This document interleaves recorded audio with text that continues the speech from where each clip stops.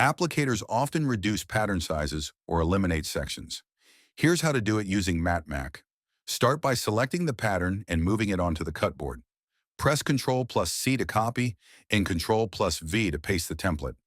Zoom in slightly, then hold Shift to select the cutout area.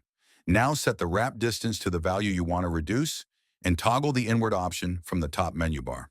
And just like that, it's done. If you need to remove any part, select the pattern again. Use Shift to select a single section or Shift plus Control to select multiple areas and press Delete on your keyboard to remove them. Zoom out to compare both versions. Drag around the pieces you want to review and use a line center to line them up. Zoom in on the modified area and you'll see the outer line shows your original shape, while the inner line reflects the adjustments you've made. Now let's move on to the outward function. To show this more clearly, I'll switch to another car. Let's choose the Porsche 911 Coupe Carrera 2026.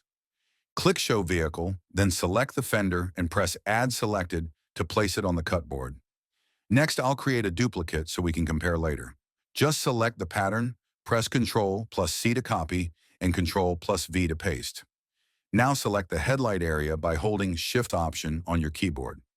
Enter the wrap distance you want. Here I'm using 5 millimeters, and then simply click the outward option. And that's it. To compare both fenders, drag to select them, then click Align Center. Zoom in a bit, and you'll notice.